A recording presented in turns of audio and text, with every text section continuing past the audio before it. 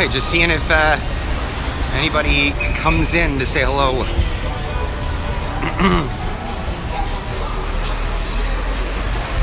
Currently, nobody watching. See if anybody joins. Somehow I got one thumbs up already. So, this is my virgin run for going live at all. Here I am in Tokyo, Japan. I'm currently in Shibuya, and this is actually a meeting place. Hey, plow guys, how you doing? So this is a famous meeting place in Tokyo. It's called Hachiko, and it's this dog statue that's really famous. Actually, it's a statue of a real dog from a long time ago. Hey, Crawl TV, what's up? Golden Customs, hey buddy. So this is Hachiko, and this statue is based on a real dog that would come back to the same place to meet his master every single day after work. And it was famous because the master ended up dying from whatever reason, but the dog kept coming back. So people would greet the dog, and it became like a famous meeting place. So today, the weather isn't so great. It's been fantastic the whole time I've been here so far, and it decided on the day that I was going to do a live stream walking through the city that it was going to rain. Yes, the stream has started. I don't know, you guys tell me if it cuts in or out or whatnot. I'm on the LTE network here. Yes, refresh. Yeah, so I'm on the LTE network, and well, hopefully it's working out. I might get bogged down in some rain. Awesome job. Hey, Clyde. Helga's Pennsylvania Cooking. Hey, how you doing? So I got myself a mini umbrella if it gets too bad, because I'm holding an expensive gimbal. There we go. Thanks. All right, so we're currently at the Shibuya crossing, and this is a famous crossing where it gets really, really busy all the time. Right now, it's really early in the morning, and well, there's not a whole lot of people. It may seem busy to some of you guys, but this intersection gets ridiculous, and quite often. So it's currently like 10 in the morning here. So a lot of the shops that would be open for people to go visit are currently closed. So this is mostly like school kids going to school, and well, maybe they're on their break, office workers and stuff. You know, I can't read that, Crawl TV. I can speak Japanese, but yeah, reading it is really difficult. So just taking you guys on a little stroll of one of the neighborhoods that I used to frequent quite a bit when I lived here. This is a busy little spot. The stream's fine, awesome.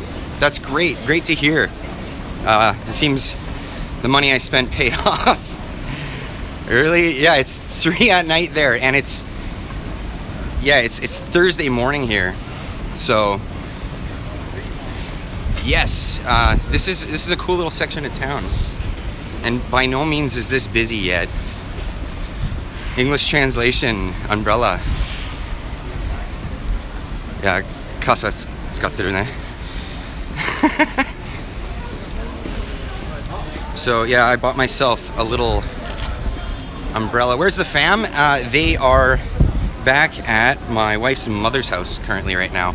Actually, this is my day that I can get out. Yeah, so glad I didn't miss this.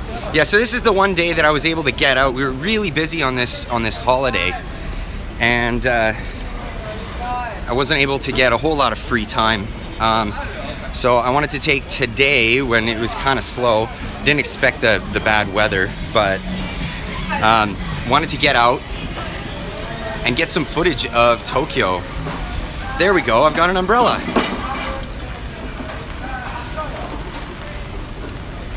Besides the rain, it's really, really nice weather. It's hot. It's really muggy today because of the rain. So if I get sweaty, you guys know why. It's currently around 30 degrees. Yeah, there's a Wendy's here. And I just passed a Burger King as well. Yeah, those big American food chains are everywhere. And what's funny is the menus aren't very different over here. So you can get same tasting food from your authentic fast food from home. Here's McDonald's behind me. Yeah, the local cuisine.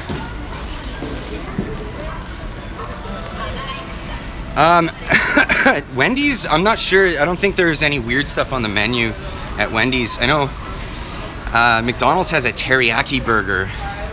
I think it sucks. Yeah, Big Mac. Yeah, that was the nice thing when I lived here, is I could always get McDonald's breakfast anytime I wanted. I'm a sucker for that McDonald's breakfast. I got that taste of home. So yeah, this is, if you can see, a lot of these shops are closed because, well, people don't come out until at least 11 in the morning. And it's a Thursday, so the sushi is good, but you gotta know that in North America, or in Western countries, when they serve sushi, they're serving it to the Western palate. So there are some things on the menu that most Westerners would probably just prefer not to have, so they just don't serve it. Yeah, there's some weird stuff. Wow, this is fun. This is super fun, actually. Is that? Oh, okay. That store behind me is called Don Quixote, and it is a big franchise in Japan where it's like the Japanese Walmart, basically. And they got all kinds of knickknacks and stuff, knickknack paddywhacks, and you can get a bone for your dog there. How many of you know that you speak fluent Japanese? Probably hardly any. Actually, like, even on the other channel, people thought we were making fun of Asian people when Tommy was talking with his accent. Looks like fun. You have a Duramax head gasket waiting for me. I'm looking forward to that. Definitely looking forward to that. So I'm just kind of wandering and just having a look, because I haven't been here in years, right? So just for you guys that just joined the live stream, I used to live here. I lived here for about 3 years. And I moved back to Canada just after that big earthquake. So I was here for that, the whole tsunami and Fukushima and all of that stuff. And it was just after that we moved back. We were actually planning to move back. That didn't prompt us to move back, but it was just one of those things that happened. It was crazy. It was really crazy. So this guy's in the...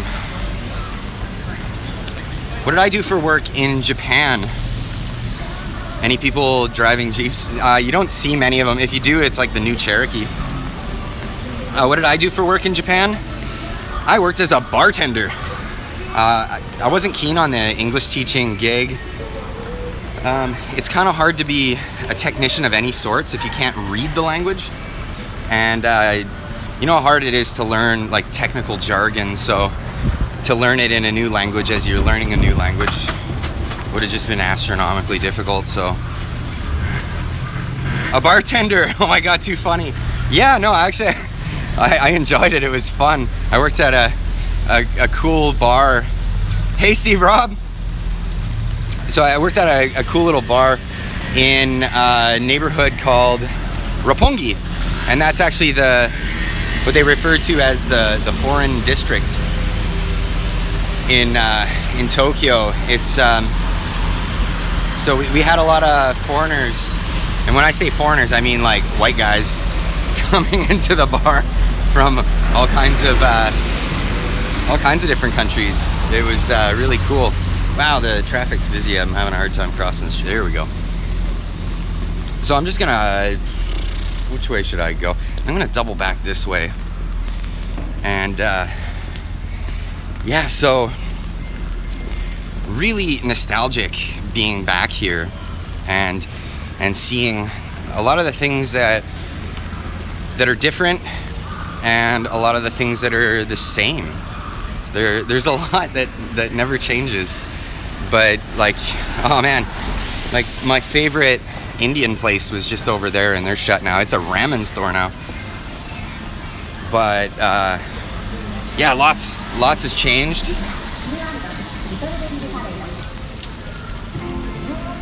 Oh, no way. They're still here. They just moved.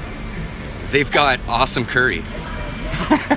So I'm probably gonna go back there later for lunch, because yeah, that curry is off the chains. Really good stuff. Really good stuff. As for the food here, my God. Now, most people, when they think of Japanese food, they think of sushi. I don't know if they think of anything else, but that's only one thing on. Jarrett wants to go with you. Yeah. Most people just think of sushi, where like that's only part of the whole Japanese cuisine, and there's so much good food in Japan. I don't even know if I can describe it. Here's a local game center. I love these places. They're just like a wall of noise. You go in and there's all those like catch machines where you put your coins in, and the claw comes down and grabs it and usually fumbles it and drops it before you get it and stuff. In a couple of days, actually, a friend of mine and myself, we are going to have a game center binge, and I'm probably going to take you guys along for that in a video. Not live, but that's going to be a lot of fun. Me and that friend, every time I come to Tokyo, we go on the game center binge, and it's just so much fun. So much fun. Again, another game center. Hey, here's another thing to note here. Here's a funny one.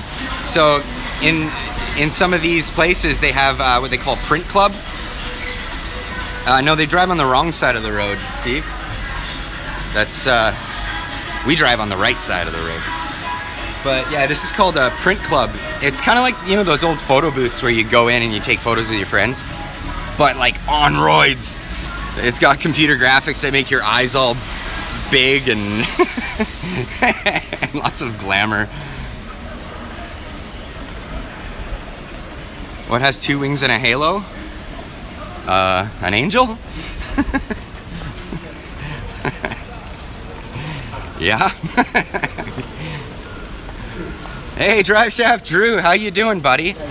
Just going for a walk here in this is a neighborhood called Shibuya in Tokyo.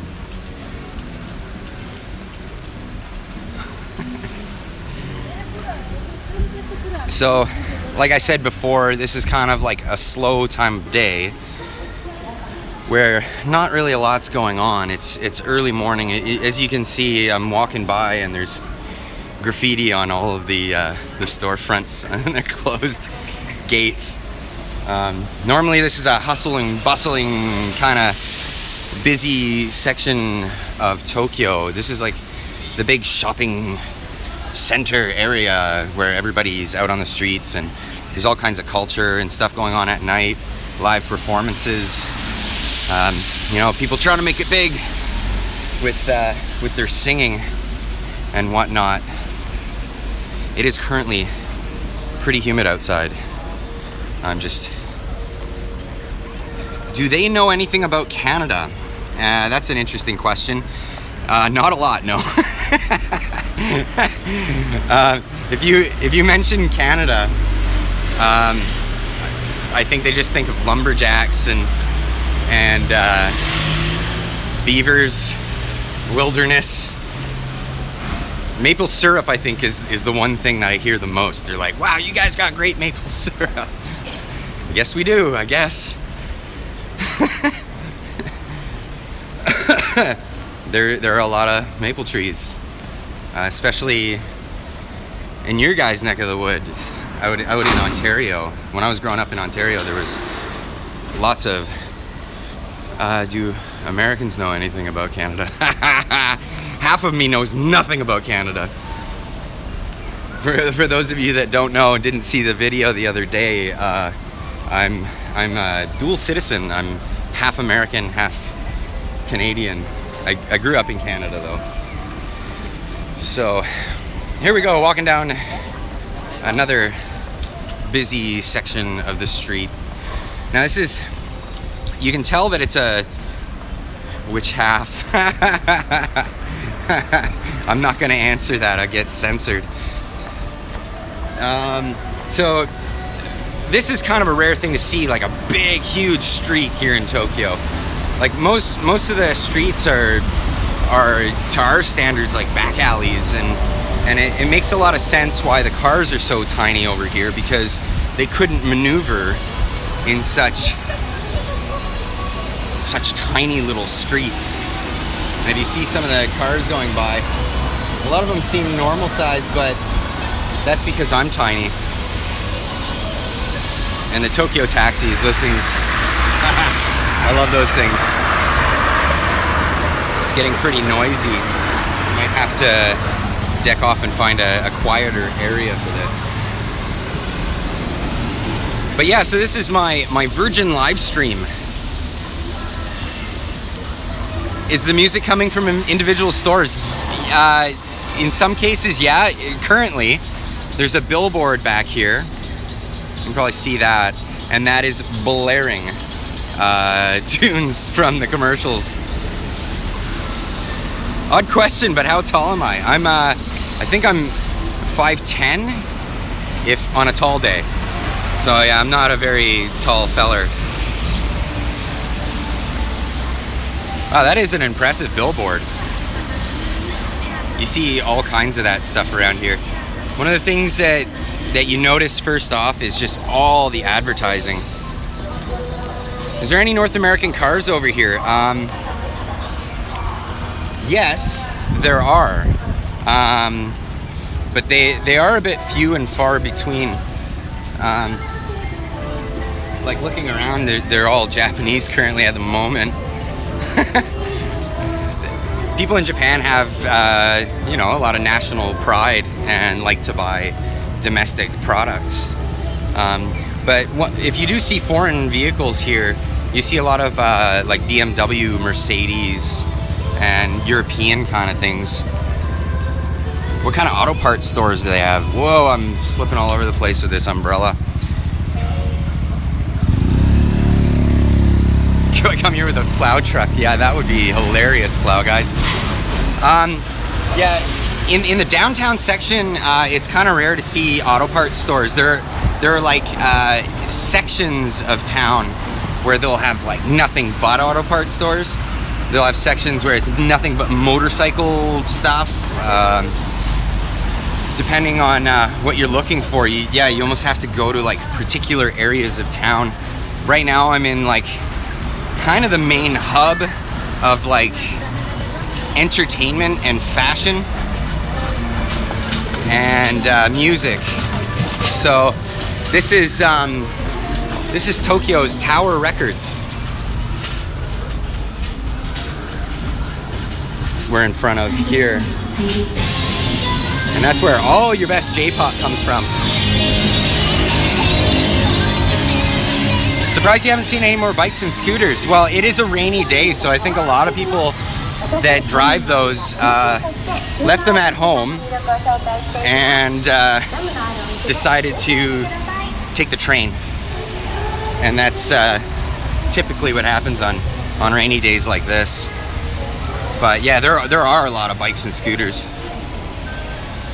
I should join a J-pop band. I think I would fit in just great.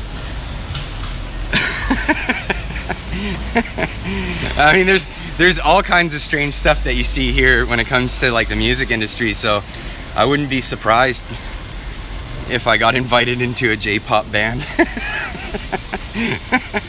For any of you guys that have seen Lady Baby, maybe you can relate to what I'm talking about right now. And if you haven't, after this live stream, YouTube search, Lady Baby, Japan, Nihon Manju.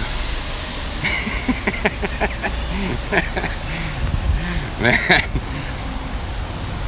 Hey guys, if I miss your comment, maybe just ask it again, because they pop up on the screen so quick, and I am kind of trying to look where I'm going.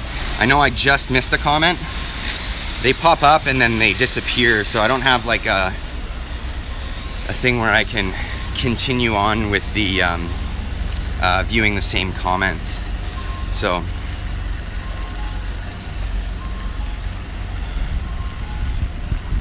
hashtag been there. No kidding. Actually, I watched a few of your live streams, and now I'm starting to understand the struggle. Oh, one cool thing about Tokyo is vending machines everywhere. How did I meet my wife? I'll tell you just after I explain the vending machines. Vending machines are super cool here. Everything's relatively cheap. Most of them you can use your card reading device for payment. Most people just have cash anyway. This one doesn't appear to have it, but a lot of vending machines will have actual hot food or like hot drinks.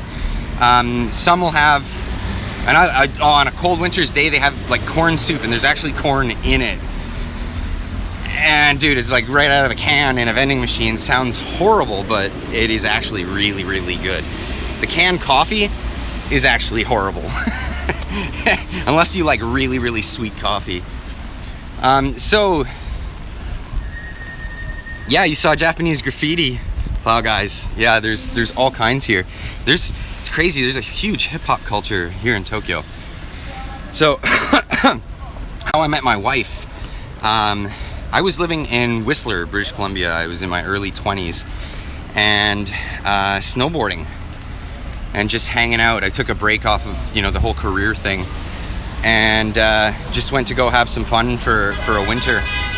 And when the spring came around, I met this beautiful little girl in the village in Whistler at a coffee shop.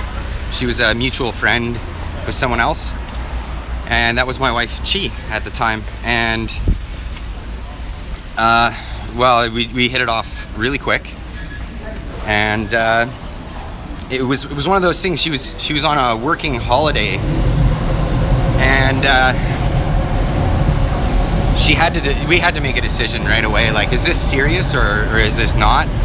Because visas expire and you have to go back home. So we decided pretty quick that it was a serious thing.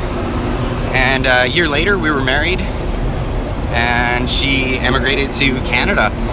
Now, several years later, I wanted to go over and learn her culture and experience all there is to learn about Japanese culture, learn the language, be able to speak with the in-laws. So I did that. I dropped everything. Well, we dropped everything. Packed our bags and moved to Tokyo, and lived here for a good 3 years. And I learned how to speak the language, not really write the language, and just make do in a completely different environment. And I think I'm better off for it, actually. And yeah, it wasn't until years later we moved back, and eventually had a child, and that's little Rose, and she's a little bundle of joy.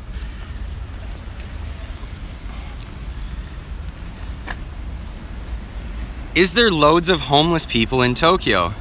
Steve Robb. And Mike's Mobile asked, do they speak a lot of English?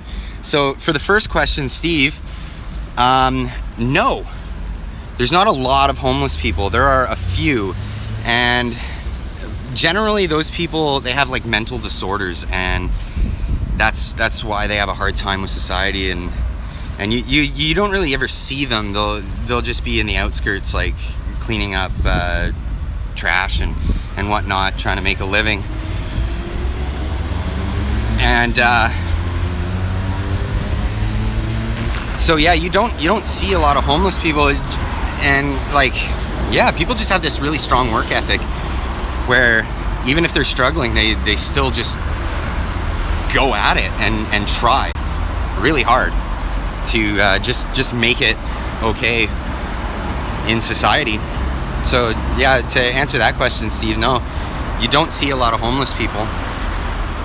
And Mike, you were asking about, do they speak a lot of English here? And the answer to that is surprisingly they don't. Is there a welfare system in Japan? From what I hear, there is, but it's really hard to get on it. Like, eligibility is really difficult. So yeah, you don't hear about a lot of people on that system. It's more for like sick people that can't afford medical bills and stuff, or can't work because of that. And they're really, really strict about fraud and stuff here. Getting back to the English speaking thing, surprisingly, no. There's a lot of efforts to learn, but unless people are involved in business, they really lack the interest. I think that one taxi is getting free. Yeah, they really lack the interest to actually learn English, because you could get by here just fine without it. It's hard to get by without any Japanese, that's for sure. Where are all the single women? Oh, Thomas, you're hilarious.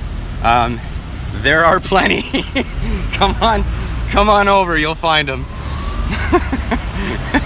And they like big, tall German dudes, so I think you'll do just fine. So here's one of the many temples that are right in the downtown area in Tokyo, and a lot of these temples, they've actually been here for hundreds of years, and yeah, they're historical sites. And did you find it hard to sustain yourself while in Tokyo, living here?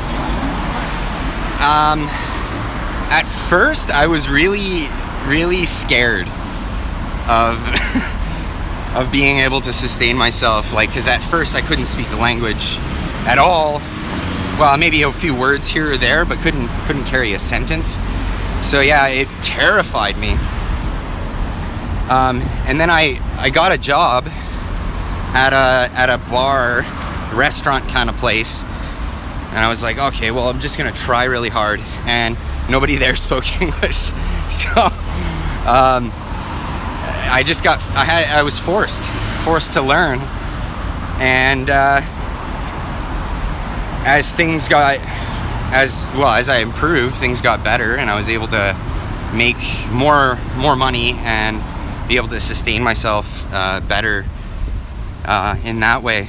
I didn't continue working at that place. I worked at a few other places, but no, it was I had no problem sustaining myself here.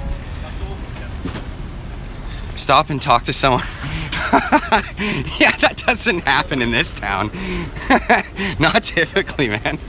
You could walk the streets for hours and be a total stranger in this town, and that's why it's funny. Like, it's like if you had any shyness of the vlogging thing, it kind of goes away when you come to Tokyo, because you could just walk around and talk to yourself.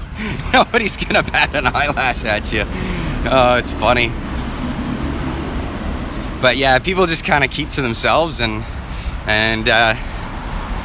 it's the way it is. It's crazy. You'll be on a busy train, and it's dead silence. Like no noise, just the noise of the tracks. And you'll be, yeah, just squished. Yes, students all wear uniforms here in Japan. So like the schoolgirl outfit is actually a real thing. It's based on the real deal. Yeah, they all wear uniforms. Which when I was growing up, wearing a uniform was actually easier for me. I went to a Catholic high school, so I had to wear a uniform, and it just made it. I just didn't want to decide what to wear every day, so it was easy to. And now that I work in a shop, I got the same deal.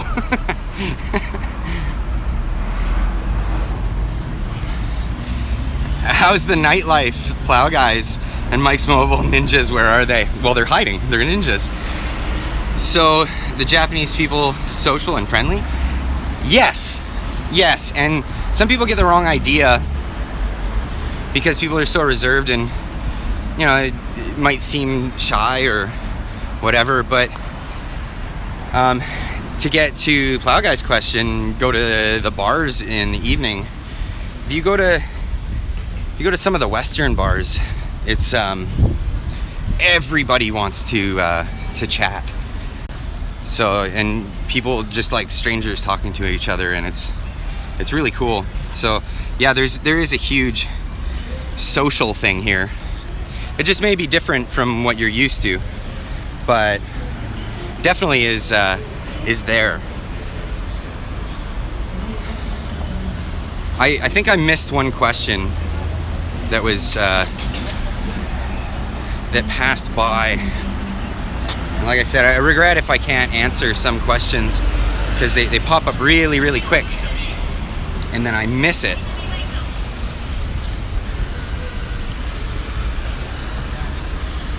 So I'm currently walking towards a neighborhood called, I'm actually out of Shibuya now, and walking towards, take us to the bar that you last worked for. That's way on the other end of town, actually. So, any PBR out here? Not that I found yet, and I'm looking.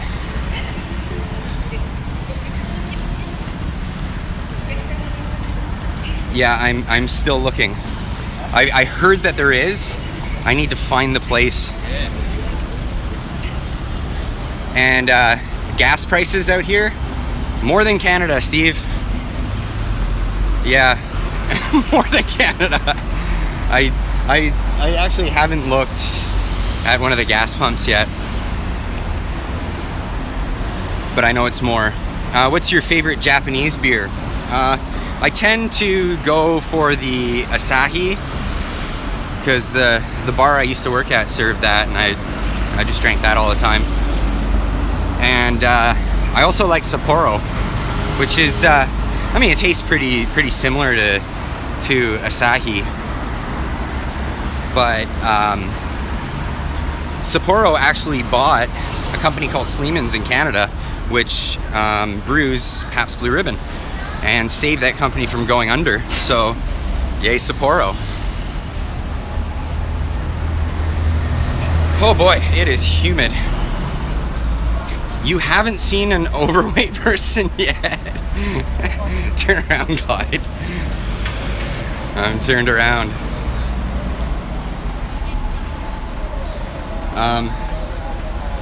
Yeah, I guess the definition of overweight's a little different over here, so people might argue with you about that.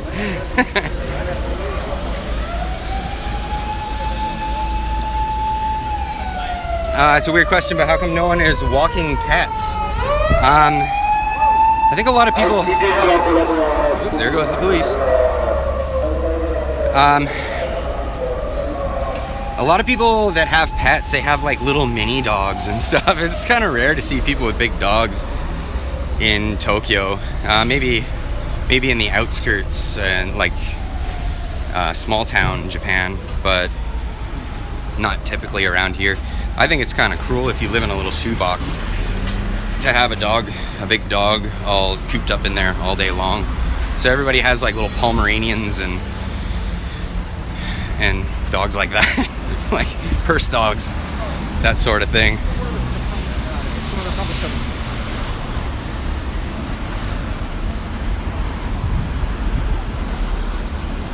Have I ever been into JDM cars? And that's a really good question, actually. and that's something I really wasn't before. And yeah, the JDM cars, like, honestly, like at work, I don't like working on them. I think it's cleared up a little bit so I can relax my umbrella arm.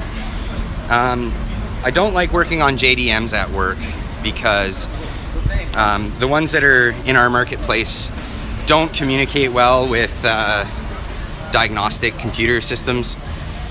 So it makes them a pain, really, to work on.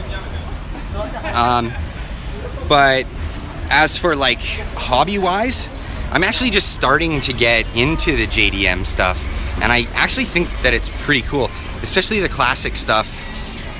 I know it's not JDM because they were offered in North America, but my buddy Brian's Datsun is an awesome car, and that's actually going to be on the road soon. We're going to do some videos of driving that thing around. I think that's going to be a ton of fun. But yeah, as for the JDM stuff, I'm keen to get into it. JDM, Plow Guys, is a Japanese domestic market. So that would be like a car that was manufactured here for this market, and then exported to wherever you live. Yeah, Japanese domestic market. So yeah, there's a lot of JDM cars in the Squamish area where I live, and we get them at our shop, and we actually charge more for diagnosis and stuff, just because it's that much more difficult when you can't communicate with the computer.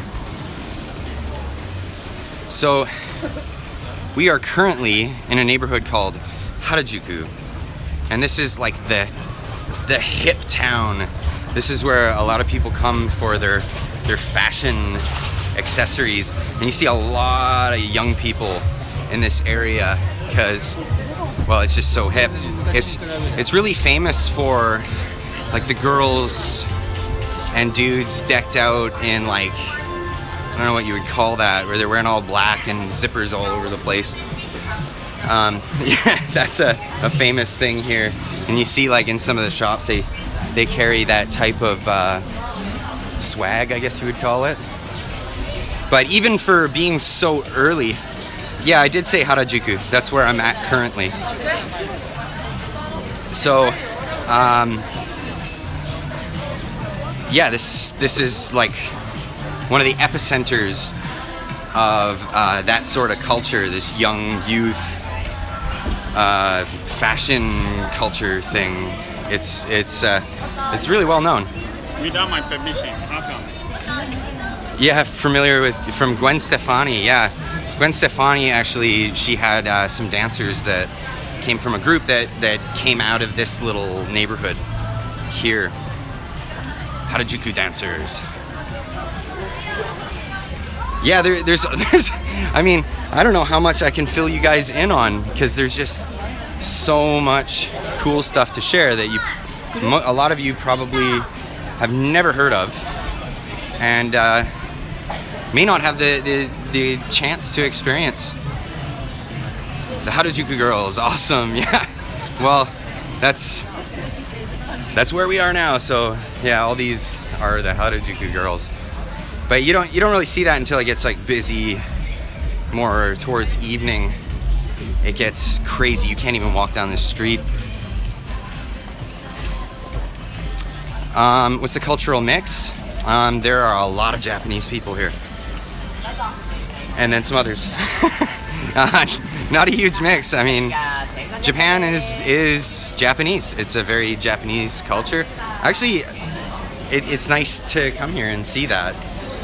I think the culture is brilliant here, and it's really interesting to see and experience. But yeah, there are other people. You may see visitors or people from other countries that do live here. Yeah, I stick out like a sore thumb, but I do that at home anyway.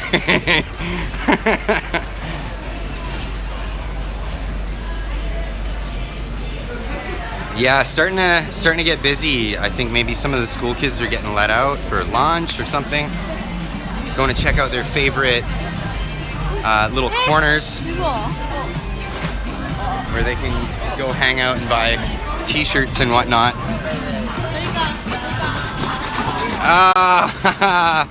You're drinking a PBR for me.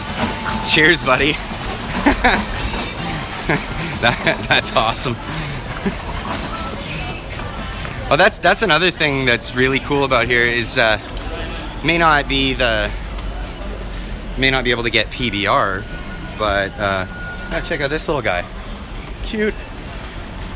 But you can buy blonde Japanese girl. Do I see? Yeah, there are blonde ones. But yeah, you can buy beer anywhere you desire, basically, like supermarkets, convenience stores. Convenience stores are everywhere.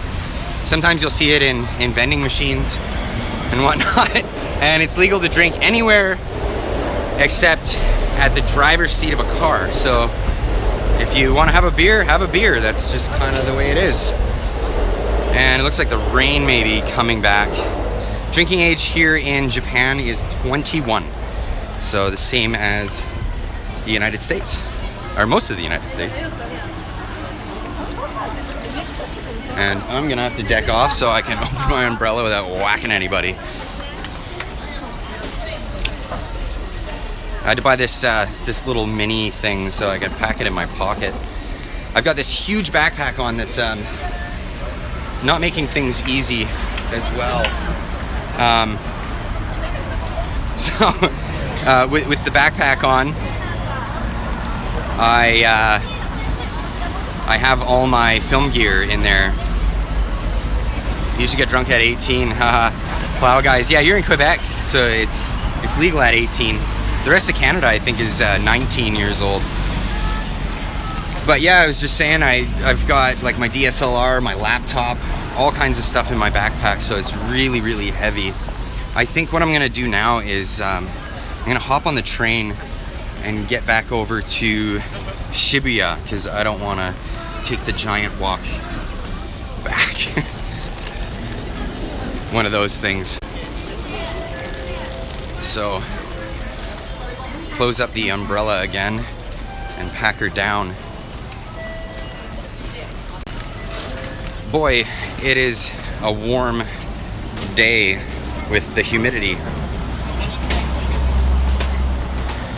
Very warm. So this is the way you get a ticket in Tokyo for the train system.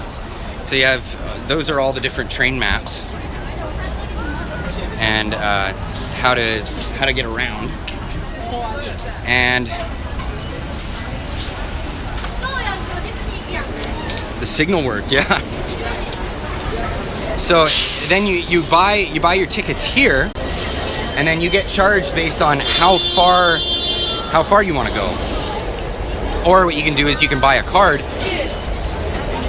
that you can put into your. Oh, is my connection getting bad? It's telling me I have a really bad connection. So hopefully that worked. Maybe I won't get on the train. Maybe is it getting better? I can't tell. Is it working out better now?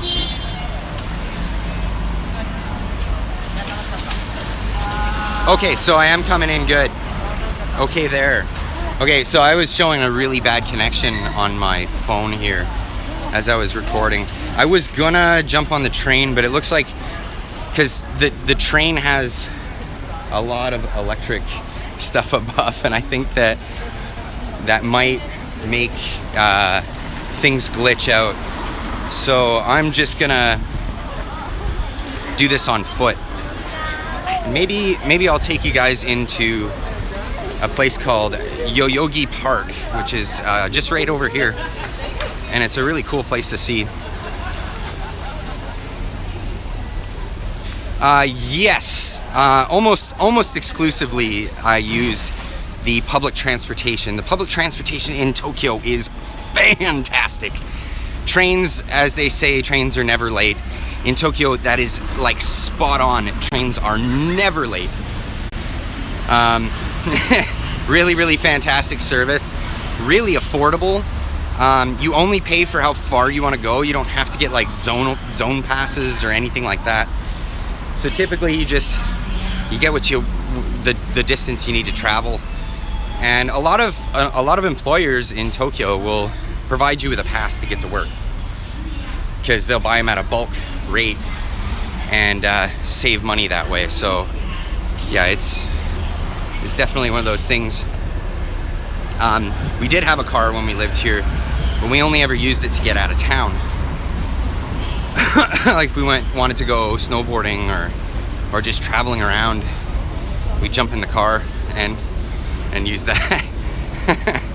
Where well, on some trips we would use the what's known as the Shinkansen, which is the bullet train, and boy, that thing goes quick. It's like an airplane on the ground. Really, really cool to see. So I'm just trying to get my way around here. American dollar to the yen exchange rate. I don't know the current, but I know 100 yen is typically usually close to par with the dollar. It's kind of like how the Canadian dollar and the US dollar are always around. You know, they fluctuate up and down, but kind of like that. But you gotta consider that yen is kind of like cents. You know what a Canadian moose? That's our currency. Jerky and moose. Moose meat.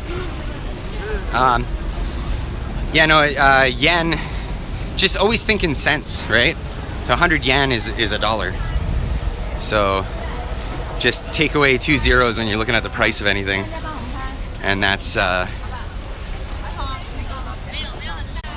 it works. So I'm crossing over the train bridge here, and I'm going up to a park called Yoyogi Park. How many yen for a PBR? As soon as I find some PBR, I'll let you know, Steve.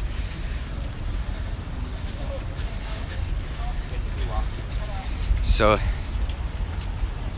this is another beautiful place to come to in Tokyo. It gets really hustle and bustle all the time, and sometimes you just want to relax and chill out.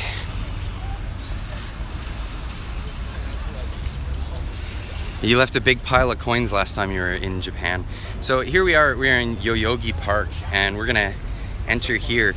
I like to come here just to chill out when things get stressful. You know, it's stressful living in the city. Okay, that is a great question, Steve. Why are people wearing surgical masks? And a lot of people, their first thing they think is, oh my God, people are germaphobes over here. And it's actually quite the opposite.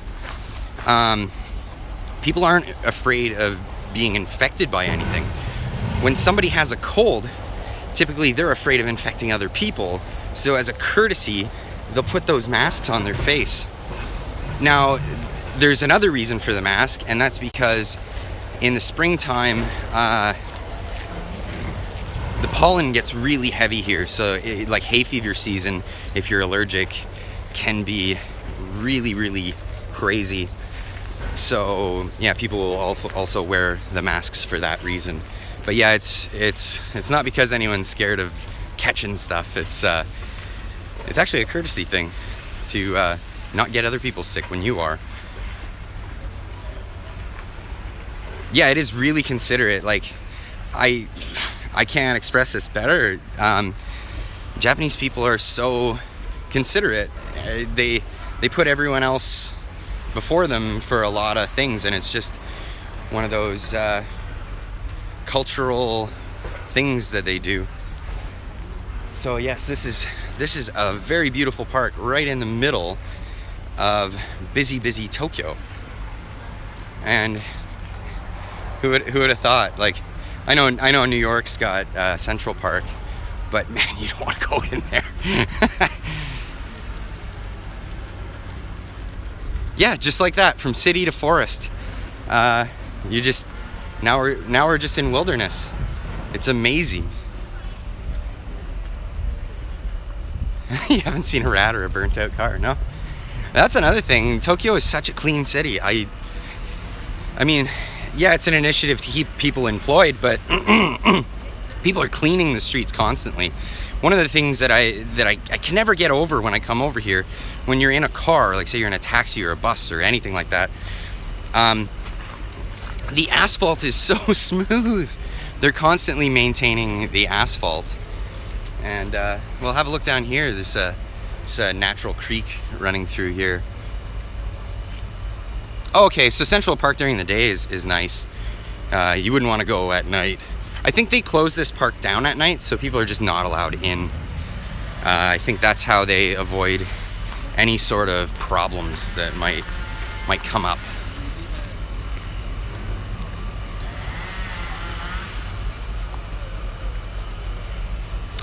They won't accept compliments without humbling themselves. Yeah, I mean, I think it's just like a knee-jerk reaction a lot of people have when they you give them a compliment and they're like, no, it's not like that.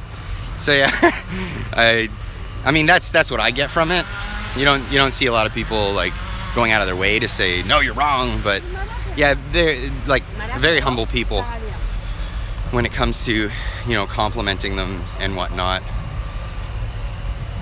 Oh, I can never get over how beautiful this park is. It's an amazing place to come to,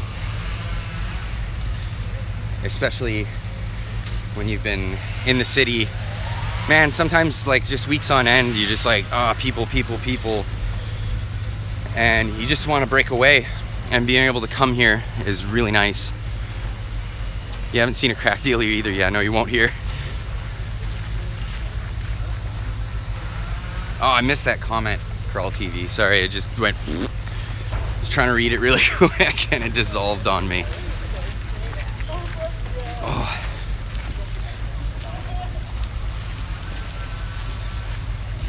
Yeah, it is very beautiful for being in such a big city. It's amazing actually, like even when you get into like corporate Tokyo, you get into, you know, like what would be considered like the Manhattan kind of region of Tokyo. There's all these like forests broke up in the middle of everything going on. And yeah, it's really cool because you can just walk and then just see forest, and it's really easy on the eyes, I guess. But I'm starting to get a sweat on from walking through here. Got some restaurant in the middle of the park you can go to.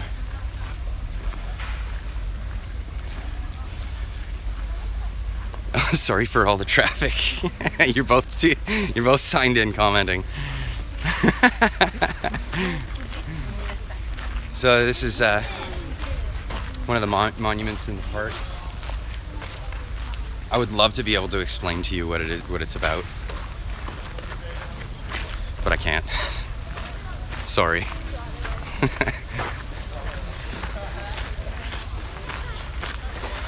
Wow, it's just breathtaking to be able to take this in. What an amazing, amazing, amazing place to be in Tokyo. I'm so glad to have been able to make this visit. Like I was saying earlier, it's just so nostalgic for me to be able to come here to the place, you know, I lived for many years, for 3 years. And and revisit all these amazing places that, well, I used to be able to access on a daily for the longest time. When am I coming back to Canada? I'm coming back at the very end of the month. So I won't be gone as long as my wife. She's staying longer.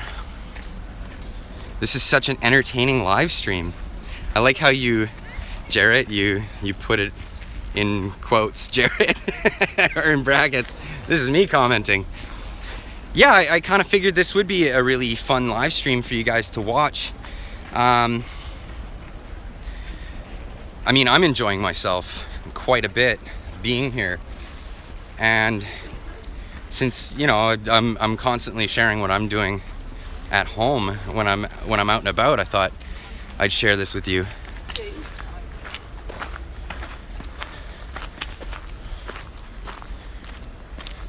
It costs a fortune to live there. You betcha, Steve. It is very expensive to live here in Tokyo. And you don't get a lot for what you pay. But that's the nature of competing with so many people for the same properties. It gets very expensive. What do I have planned for the day? Actually, I have several things planned, Grace. And the reason why I brought my backpack is I brought my DSLR camera. I have my computer with me. I have a few different lenses. And I really wanted to capture some of the sights here in Tokyo so that I could use it as B-roll for videos and whatnot. It's there are so many cool places that I wanna be able to show you guys, and even if it's, you know, for brief photographs or a short video bit, it's just amazing. So I wanted to travel around, take today to do that, because tomorrow we're actually heading out.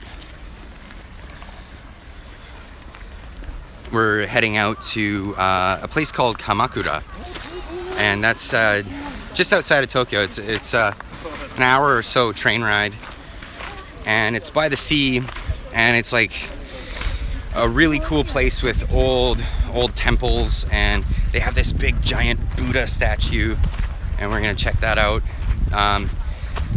They have these brilliant bamboo forests, and I really like to capture that while I'm there. So pardon me guys if I start getting out of breath here. But here I'm arriving at the middle of Yoyogi Park, and this is one of the temples. This is the main temple in this place. And to be honest, I would really love to take you guys in there, but I don't think it would be good to bring film equipment into such a sacred place for these people. So I'm gonna refrain. But just one thing to see is you're to be clean when you go in.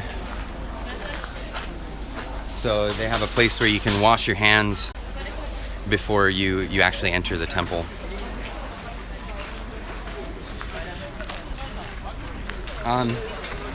The religion that's practiced here, it's a type of Buddhism. I don't think it's your like traditional Indian or the same as like Chinese. It's a lot different.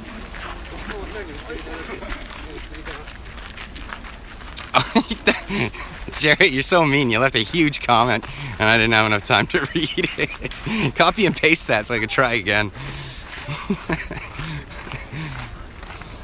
But yeah, through through the years in Japan, there have been several religions that have been practiced here. Shinto being the biggest, and Shinto would be, I believe, this temple here. If you ask me the ins and outs of the religion, I really couldn't tell you. I know that the art that came from that was extremely beautiful, and the architecture and all the things that came from it were amazing. Oh, see you later, Drive Shaft Drew. Thanks for stopping by. Jarrett said do more live vids. Yeah, I'd like to do more live vids. The only downside is I've only got so much data on my data package, so I'll try. Maybe I'll put some more out. Yeah, it's not the cheapest thing to do, but at the same time, I'm really enjoying sharing this with you guys. So quite possibly, maybe I'll do something else. I was definitely hoping for a much nicer day for this.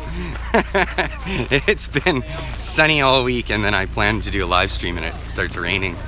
But I'm actually currently under the canopy of the trees, so that helps. That definitely helps out.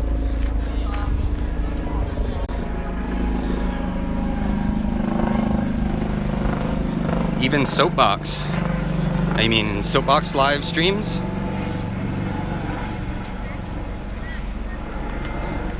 Oh, like when I get back, do live streams in the garage, in the roadhouse. Does it get cold here at night? Actually, like summer's coming. So Tokyo is a very humid, gets very humid summers. So with humidity, heat lasts. So yeah, when it gets hot outside, it stays hot outside. Yeah, even in the middle of the night. So yeah, I know I haven't had to wear even a sweater. How's the crime in Japan? I mean, it's there, but like nearly non-existent. And I'm not saying that like just toting my line, cause no, like the whole time I lived here, like never really even witnessed crime. They say that the only things that ever get stolen in Japan are umbrellas and bicycles, and that's really, really true. Like, I don't know why you could just leave stuff. Oh, you out of here, Steve? Dude, thanks for tuning in. But yeah, people have left stuff places, and you know, nobody takes it. They're just, oh, that's not mine. And you know, they come back later.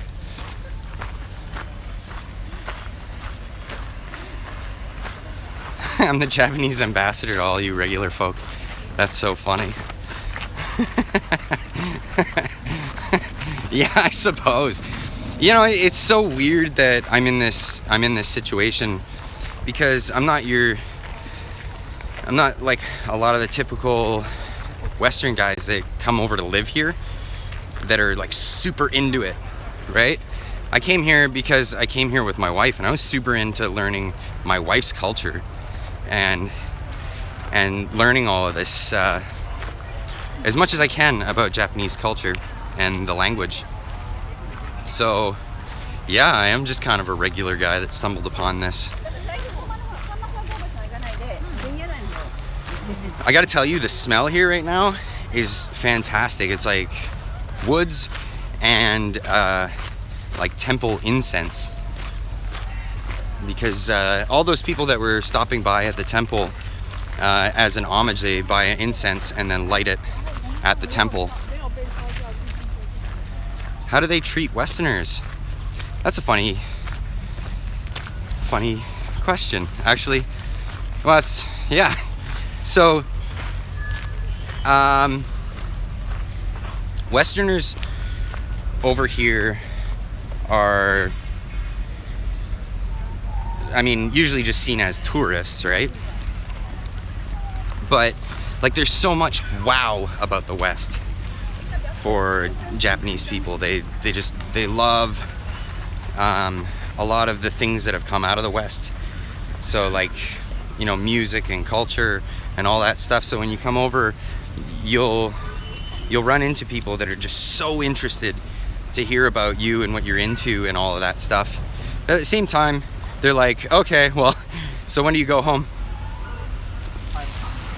And that's not like everybody's like that, but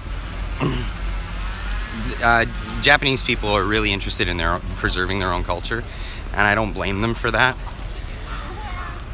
So yeah, some people think it's xenophobic. I don't think so myself. I think it's them just being them, and that's their way, their culture is, and I appreciate it for what it is. Wow, I am definitely getting my exercise this week. I haven't walked this much in a long time. Where do they go when they want to go camping? Way out of Tokyo, buddy. You can't camp here. It's a sacred site. There are camping places that I've been to personally, up in like the Nagano region, a little town called Hakuba, which means white horse. And yeah, there's people that go camping up there, and I'm sure there's other places, but that's one of the places that I know of. They have some really cool campers. I guess I haven't seen any. When we went camping, and there was like cabins. When we went to a camp spot, we like rented these real rustic, old Japanese style cabins, and there was like fire pit and all that stuff. It was really nice. The countryside of Japan is fantastic. It's really, really beautiful. Very mountainous, actually. As you go through, you go through a lot of tunnels. The Japanese are very, very good at digging tunnels for highways. And if you ever get the chance, it's really cool. You go through like 5 minutes of tunnel sometimes on some of the highways. Absolutely like engineering feats what they do with their tunnel digging.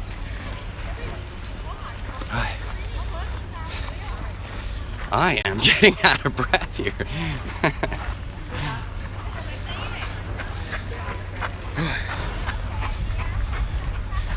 So we are at the end of the park.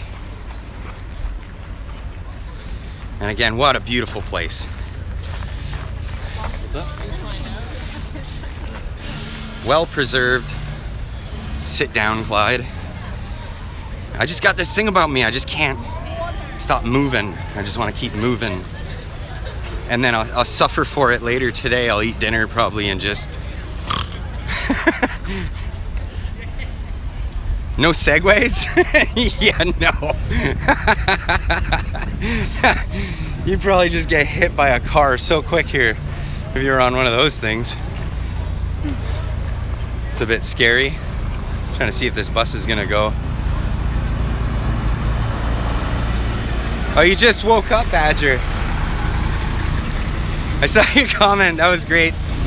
Trying to plan stuff from this side of the world is pretty tricky, and you got that right. Holy cow, is it ever. So currently, I think it's like about 11 in the morning, almost midday. So we're walking back out of the park. Ah, thanks, Crawl TV. I really appreciate that. I hope a lot of you guys are hitting that like button as well for the stream. But thank you for saying that this stream's been incredible. I thought this would be a great experience for everybody. It's a great experience for me because this is my first time actually doing a live stream. And I'll tell you what, coming this hot out of the gates, I'll probably disappoint with any future live streams. Oh man, this one will be a pretty hard one to top. This is, but definitely a ton of fun. I mean, I just love walking the streets of Tokyo. It's a really cool place to just walk around and see stuff. One of the best streams you've ever been involved with. Those are some big words, buddy. Appreciate that. Thank you. Well, it's just something that's interesting to me, so I'm glad to be able to share it. Okay, yeah, you'll rewatch all the stuff from before later, Badger. You just got on.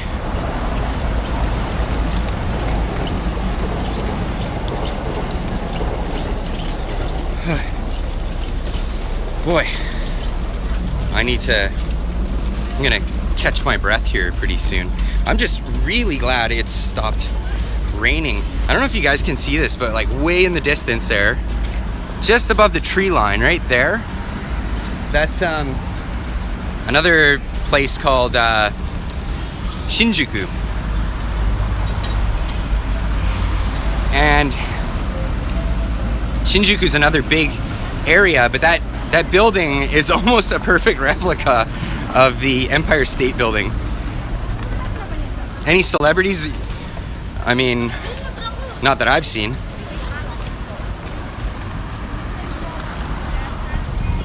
What do the in-laws think of Rose? Everybody loves Rose. She is just a bundle of joy. She's got such a personality. She's getting a little cheeky, just like her dad. But yeah, no, she's beautiful as well. Like, definitely got her mother's genes there. But yeah, no, she's adorable, and she's actually been getting into. She's really interested in the whole video making thing lately. So if she's into that, then you can look forward to seeing more videos with her, or maybe even if she wanted to make videos in the future. For her own thing, I'd definitely, of course, help her out with that. She's my little girl. So we're going back through that same street in Harajuku that we were at before, but it was so early in the morning when we went through before, and now it's gotten a little bit busier. So there's a little bit more going on. It's definitely not the busiest time of day here. When it's busy, you can't even move because of the people trying to get through. Insane. But yeah, again, really cool place.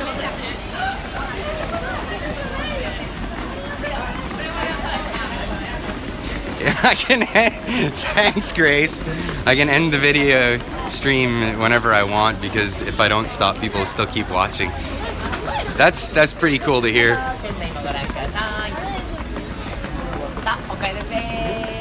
You'd feel silly walking around talking to a camera. It's funny that what is a typical meal in Japan? A typical meal depends on what you're really looking for, but like bento is what like everybody has for lunch, really. Not everybody, but a lot of people. Like bento places are super popular because you grab the thing and it's like separated like 4 little squares on a dish, and it'll have like rice, meat, veggies, and maybe something else.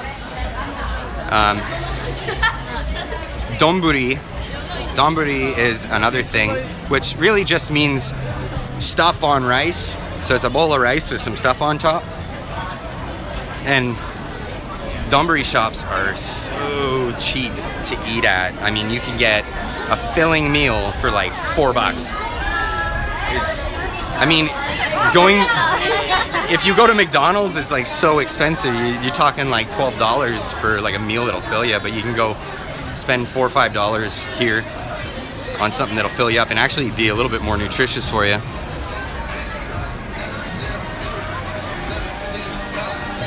No, yeah, the bento boxes maybe in America are similar, because you'll see them with tempura in the bento boxes. Maybe even like a couple sushi rolls sometimes, depends on what you want. But yeah, they have a little bit different tastes here, so the stuff you get in America might have something a little bit more palatable to the typical American, as opposed to over here. Like over here, they love their stinky beans. I don't know how they eat that stuff. There's stuff called natto. It's like fermented soybeans, and they just put it on rice, and it's just so gooey. And my wife loves it. She laps that stuff up, and it stinks. It smells like bad feet.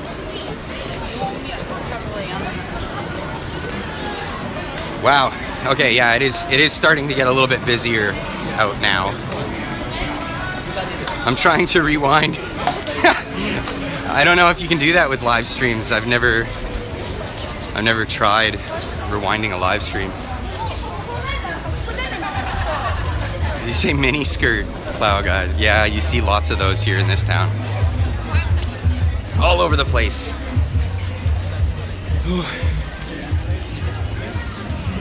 But basically, in this town, like you can get anything you're after. You can even get a Dragon Ball Z Goku shirt. Stylin'. Oh no, not happening.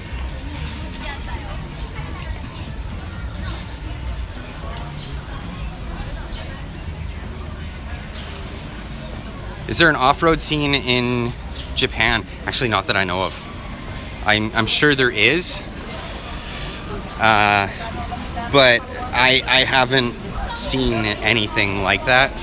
Like in Tokyo, you definitely won't find that, and you'd have to really be in the midst of the culture, and it's not easy to find. You gotta like get involved with some people in a local community to find like an off-road scene, if anything. Like I was big in the skateboard scene when I was here.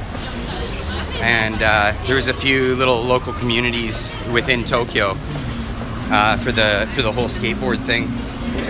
And man, just getting involved in the groups was really tough.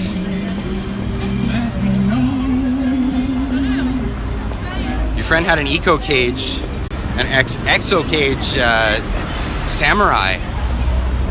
That's really cool. Those things are awesome little wheelers. I think I'm gonna head this way. Why not? Yeah, those things are awesome little wheelers. I am not the tallest person here, plows guys. Oh man, so all right. Yeah, no, I am not the tallest guy here.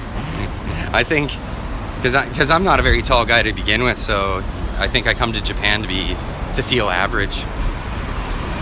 I guess.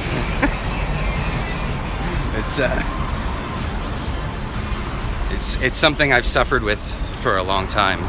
I'm vertically challenged. I think I can pull out my victim status card for that one at some point.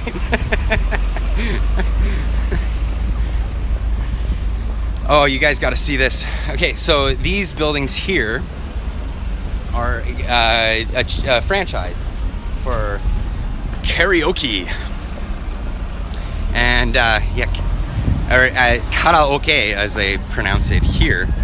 But you go into these places and you get your own booth where you can join with your friends, and so it's not like an open bar style karaoke. You're in just with your friends. You've got your own little table set up, benches, microphones, and a TV screen, and lights and all of that stuff in the room, and you just belt out to your favorite whatever, because they'll have like huge lists of songs. And there's a little ping pong device to call your waitress, and most places now they'll have like a tablet with a menu on it. You can order food, order drinks, whatever you want. You pay a set price for going in for, you know, a certain amount of time, and if you go over, you can extend it, and then you pay for whatever drinks after and food. But I'll tell you what, it is a riot. It's so fun. You just belt out and let off some steam. Yes, beer and karaoke is so much fun, actually. I've had so many good nights with pals at the karaoke.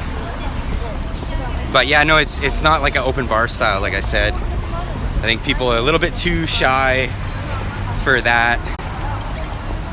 Where I'm sure you could find that.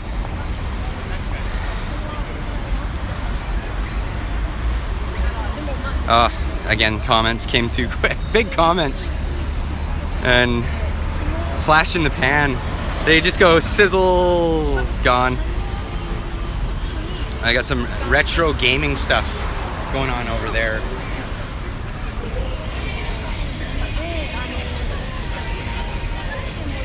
What a great scene.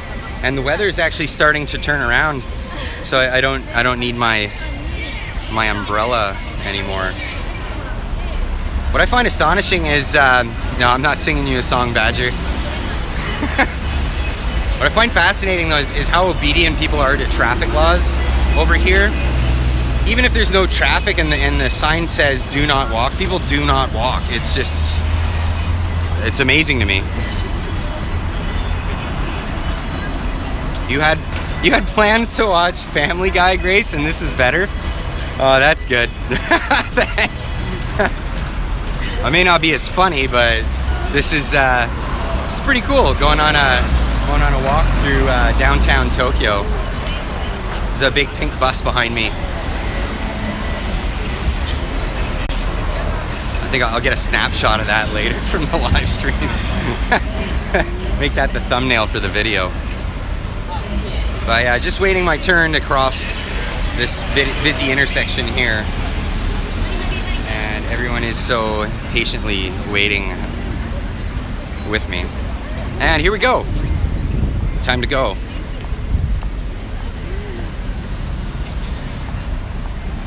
So what's really amazing about Tokyo is the amount of stimulation, the stimuli. Everywhere you go, it never ends. Everywhere is a billboard, an advertisement. There's always stuff going on. That is a shop where you can buy naughty goods for you and your special someone. I mean, billboards.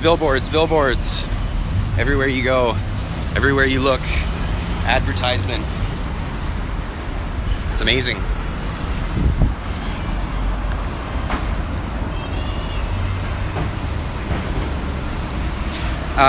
Did I learn to read and write Japanese as well? No. I mean, that's not entirely true. It's not that I didn't try, no lack of trying. So in Japanese, there's really 3 alphabets, right? So they have a one phonetic alphabet called hiragana, and that's it's a simplified alphabet. There's about 50 characters, and each character symbolizes a phonetic sound. So there'll be like a, I, u, e, o, and then ka, ki, ku, ke, ko, ta, chi, tsu, te, to. So all the way up through the phonetic sounds. And that's how you spell stuff out. And then there's katakana, which is essentially the same thing, but it's only ever used for foreign words. So like when you see somewhere it says like baseball, but it's spelled in Japanese characters, it'll say baseball, and it's like done phonetically. And that's a lot of where the accent comes from. It's hilarious because yeah, they're phonetically trying to spell things out. It's like charades. It's hilarious. And then there's the third one, which originates from China, and that's kanji. That's the really complicated characters that take a long time to study, actually. And I tried a bit, but I have a lot of other things that I was trying to work on at the same time. You have to really devote yourself to it. And you know, kids growing up, they have to learn it. It's awfully complicated.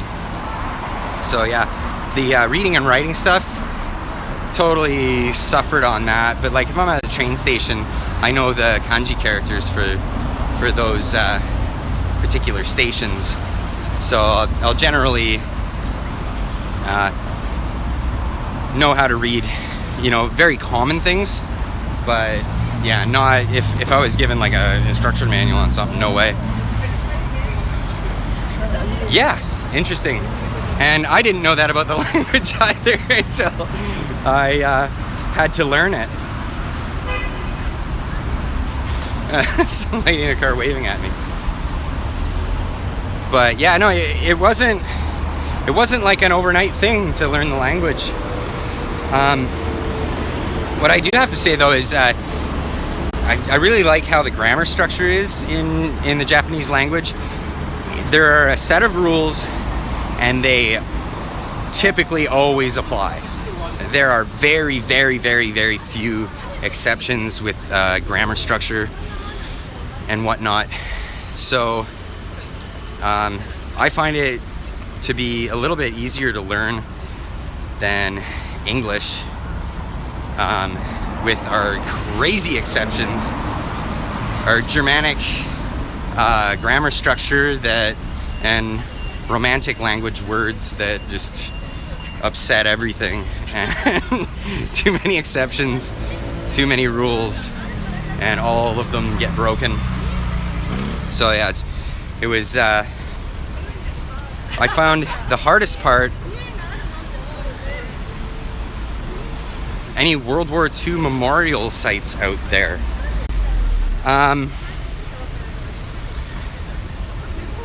There is a museum here in Tokyo, and I visited it. I'm not sure exactly where it was. It was a long time ago I visited.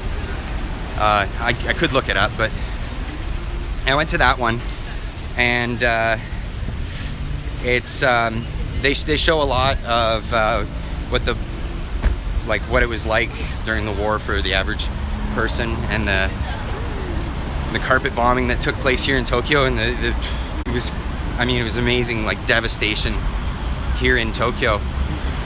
And they have a lot of stuff left over from the war there at that site. I also went to Hiroshima and visited the Ground Zero site there, and went to the museum that they have there in Hiroshima. So yeah, there are several World War II sites.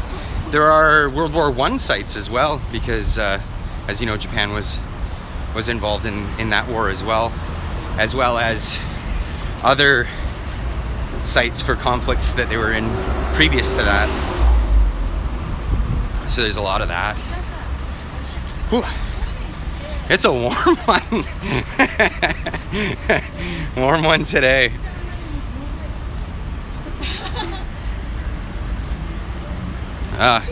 Some of these things go flying by.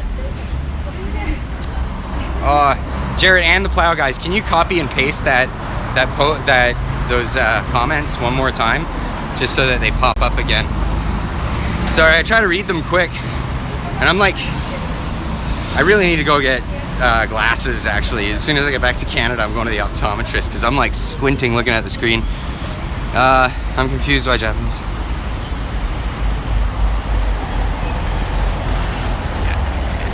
Yeah, you're confused why Japanese people would like American culture after what went down in the war. And yeah, there are some groups in Japan that just absolutely despise anything from the West, and those groups typically despise Russia and basically anything not Japanese. But those guys are so fringe. I mean, Japanese people are very pragmatic, right? Yeah, they're allies together.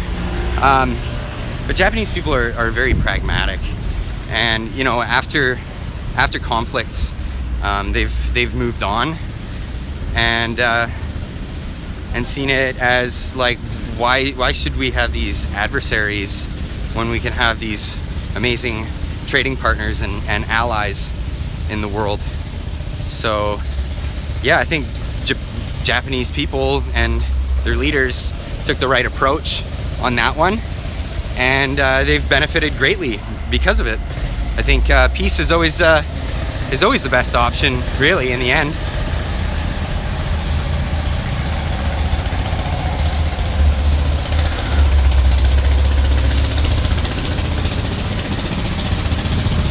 Yeah, like I said, there's a lot of bad sentiment, as was just said too about in Okinawa, where there's a huge military installation, and especially after the big ones were dropped. But that's not everybody as a whole. Most people don't feel that way about it, and don't share that sentiment. So for the most part, yeah, it's American culture is welcomed warmly here, warmly and humidly. It is a scorcher at the moment. But it actually gets a lot harder than this.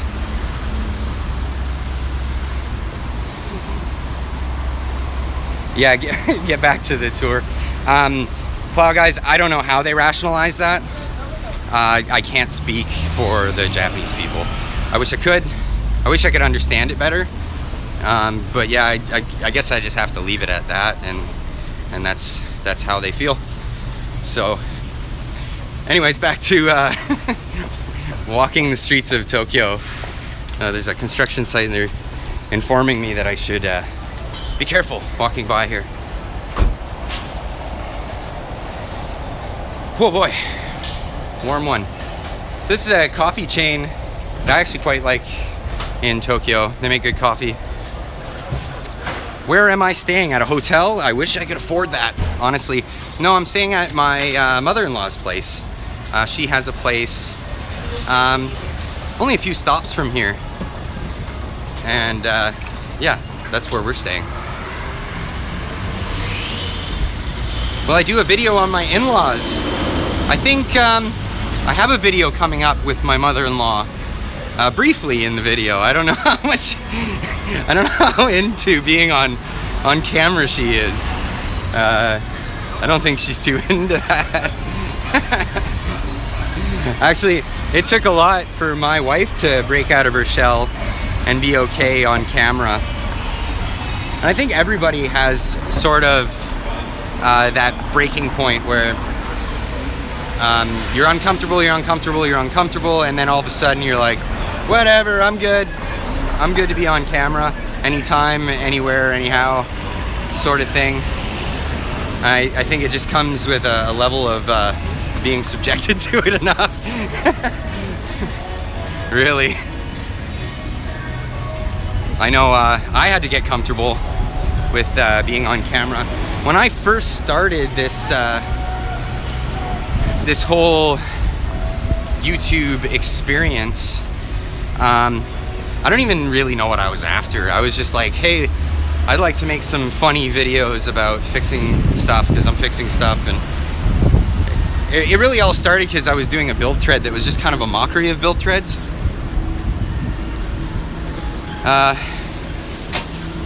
How did I end up living in Japan in the past? You can go back and watch earlier in the live stream. I gave a really long explanation of that, but the short story is I married my wife, and in Canada, and she's a Japanese woman, and we were living there in Canada for some time, and then we decided to live in Japan to learn, so I can learn the culture and language, and lived here for 3 years. Oh yeah, what was I saying?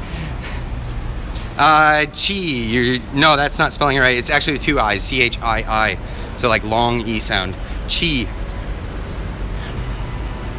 And she's my little cutie. She's absolutely adorable, my wife. And she helped me make an adorable little girl, Rose. But yeah, the whole YouTube thing started actually because I had a build thread on the Cherokee forum. Do they get snow here in the winter? Rarely in Tokyo. Very rare. And if they do, it's like a few millimeters or something. Oh, I took a wrong turn. I was going somewhere else. But no, there's like a mountain region. All kinds of mountain regions, and they get lots of snow. And way up north gets lots of snow in the winter time. So yeah, there's a whole ski snowboard culture. They hosted the Winter Olympics in '98, I believe, in Nagano, Japan. But yeah, here in Tokyo, they do at Mount Fuji? No, nobody skis Mount Fuji. It's not very good snow on Mount Fuji, even though there's always snow there. I'm gonna do what everyone else is doing and just cross here. They forgot to put in a crosswalk, so everybody just jaywalks at that one spot. But yeah, as I was saying, started doing the YouTube thing because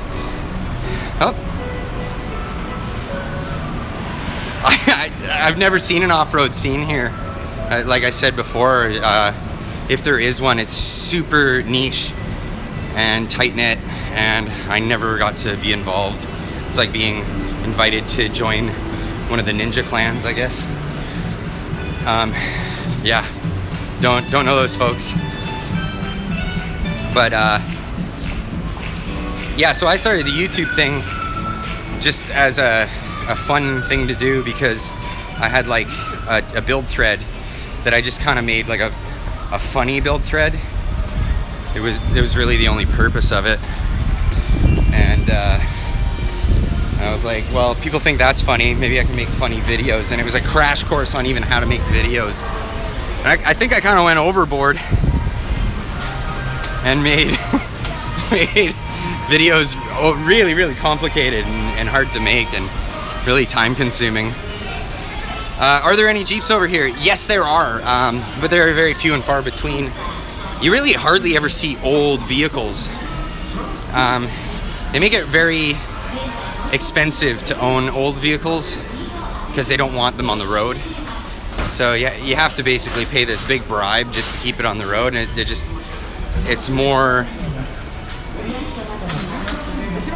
economical to just not have those vehicles, really. But yeah, there are some collectors, and you'll see some Jeeps and stuff.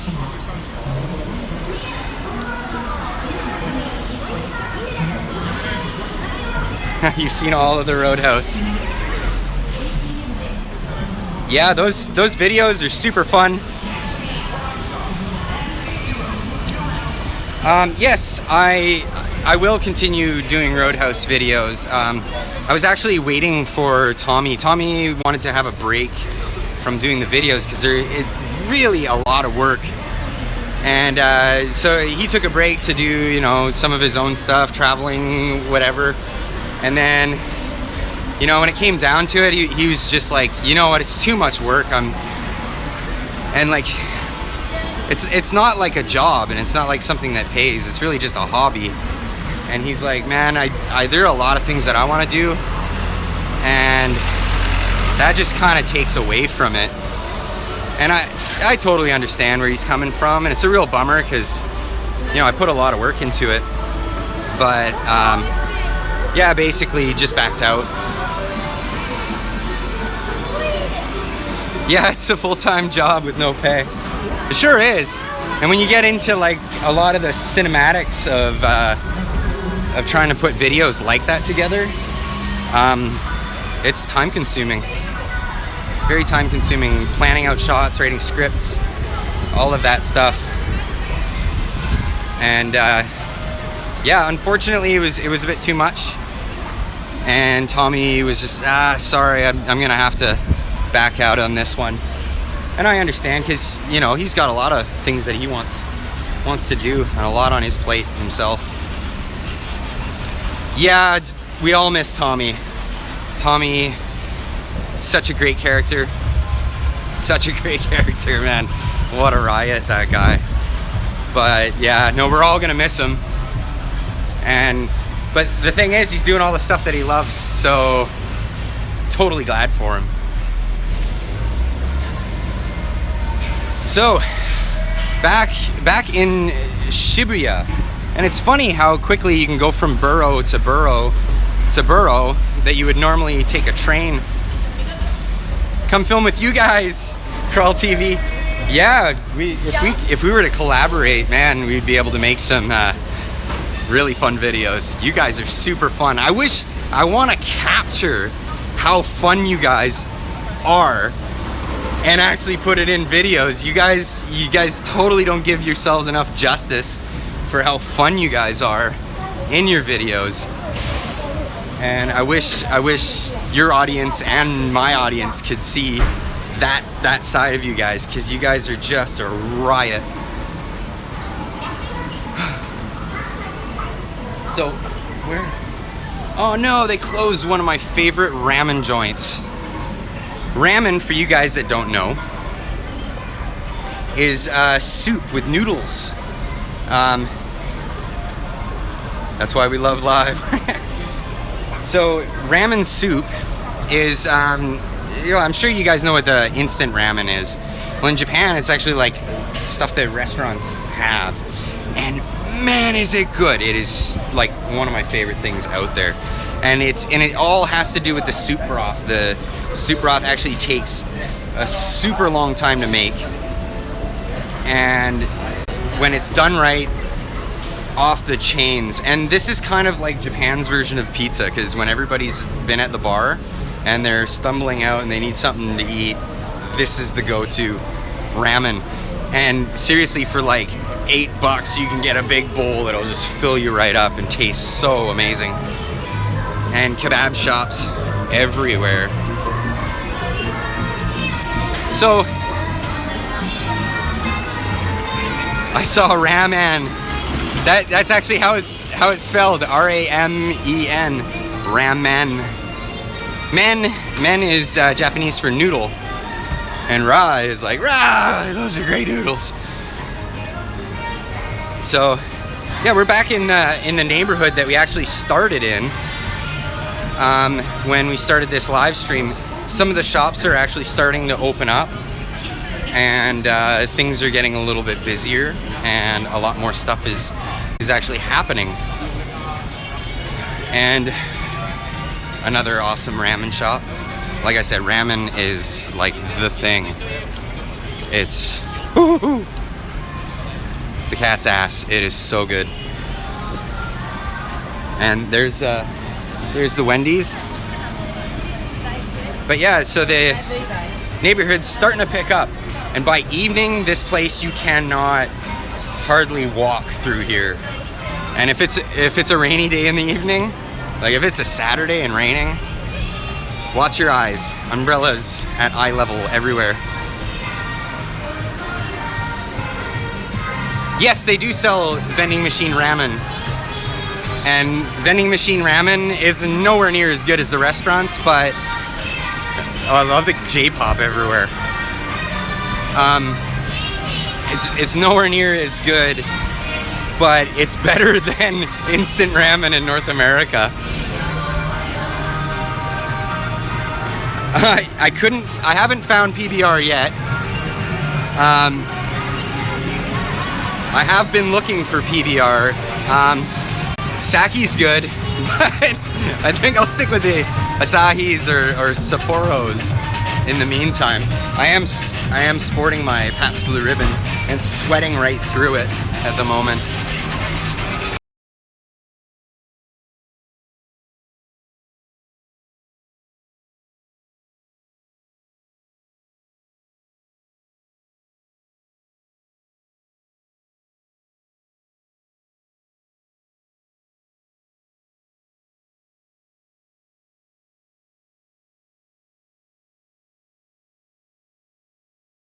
Adverts just absolutely everywhere.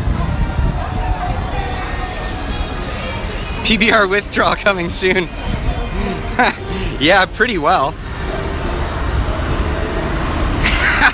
AVE joining in. Hey buddy, how you doing? Currently in Shibuya crossing. This is known as one of the busiest corners in Tokyo, or crossings. And well, it's not that busy right now because it's still early morning. And yeah, just about to cross over here, and actually running a bit long with this live stream. So after I've crossed this, I'll bring you right back to where I started the live stream and probably end it there. But yeah, as things get busier as the day goes on, it gets a little bit more and more hectic. This is a bit of a free-for-all when it gets really busy, because everybody's coming from every which direction, and you're just trying to avoid getting hit with humanity.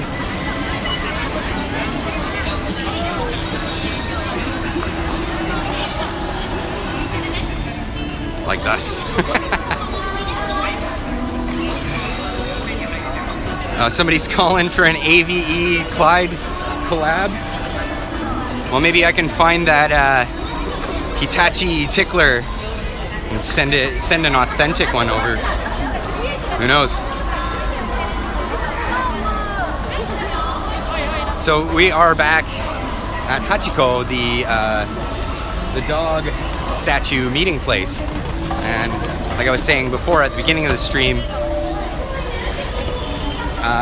this is a very famous meeting place, and it's actually where so many people